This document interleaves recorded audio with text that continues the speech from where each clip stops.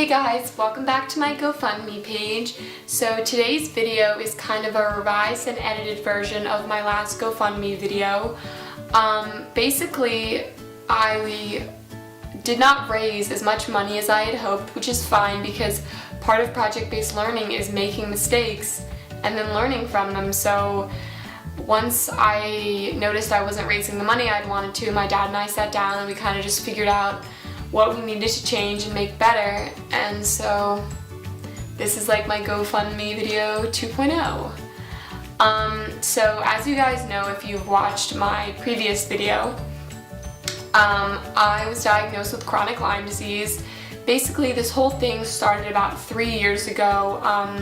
My health was just gradually going downhill, and it got to the point where every morning I wake up feeling like I have the flu, and it's just a really terrible feeling, and I was really down, but I still tried to go to school. I'm in 11th grade, so I went to school from September to middle of October.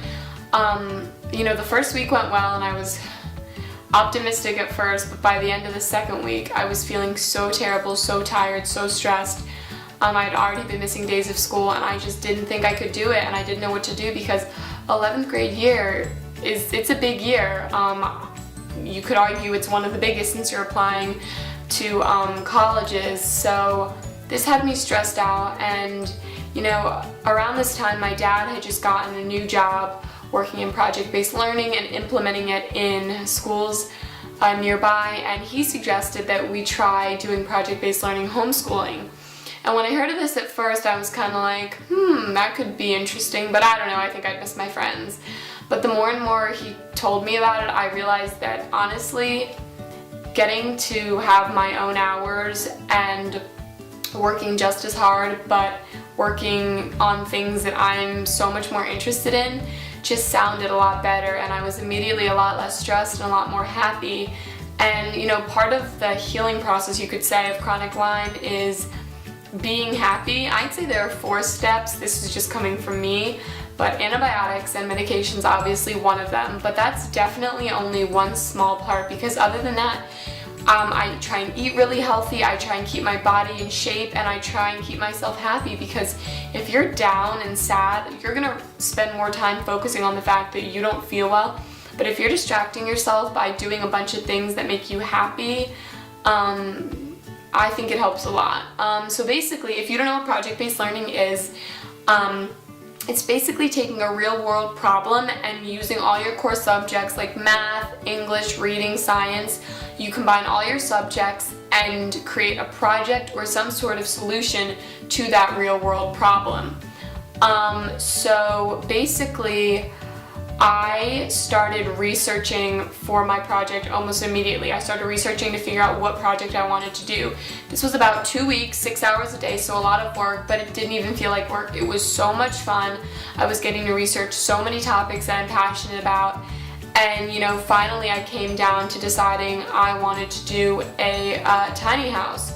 So basically, if you don't know what a tiny house is, it's a house that's normally under 400 square feet, but more likely between 100 and 200 square feet, either on the ground or on trailer, or on a trailer like wheels, so you can, drag it around and travel the world with it. And the appeal of it is that instead of having a mortgage and being tied down, you pay money up front one time, and then you have this house that you either built yourself or had someone else build it, but you realize that, this is all the space you need.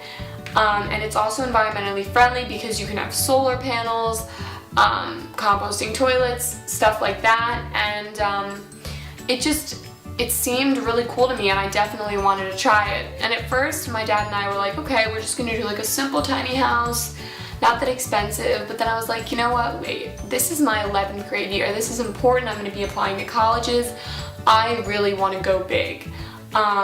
And so that is when I had set my goal to $45,000, and then I had to take a step back because I was like, okay, well, I'm definitely not raising the money I thought I was going to be. So I realized that, 45 might just be my dream goal, and so I'm going to be lowering the price, I'm going to be lowering the goal down to $15,000.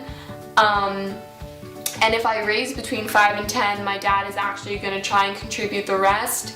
And if it comes down to that, our tiny house will end up being a much simpler version, which isn't a bad thing. It's just sometimes that's reality, but I'm still going to work just as hard to try and raise the money. So if this house is a success, next year the goal is to find a local piece of land that's nice, park the tiny house on it, and rent it out kind of like an Airbnb.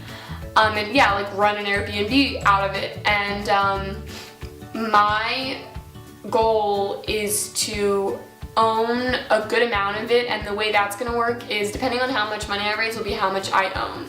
So if I own 45, I'll own the whole thing, and then, you know, it goes down from there.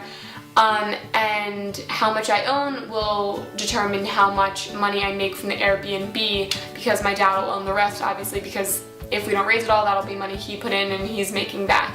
And so basically, the Airbnb will be part of my project-based learning next year, learning how to kind of run that, and so I'm looking forward to that. That could be cool. Basically, at this point, I'm just looking for any sort of donation. $1, $2, $3, anything you're willing to give would honestly be so awesome and make such a difference. Even $25, that would be just awesome. That would feel like my efforts are working, and it would just be super encouraging. $100 would even be, that would just be a game changer. That would just honestly be so great. But I understand that a lot of people work hard for their money, so I'm not trying to seem, you know, spoiled or that I take anything for granted, because I really don't. I know I'm asking for a lot, and it sounds cheesy, but it's almost like making my dream kind of come true. Like, this has become blood, sweat, and tears, you know, late night splinters, cuts, all that kind of thing, bruises, everything, just because of how hard I've been working. But it feels like it's going to be so worth it, because honestly, when I tell people I'm building a tiny house, I don't think they all necessarily believe me. It's not their fault, but I guess they just don't. It's a lot to do. It's a lot that I bit off. But I want to be able to work and go back to those people and be like, oh, you know how I told you I was building a tiny house? This is my tiny house. This is what I did.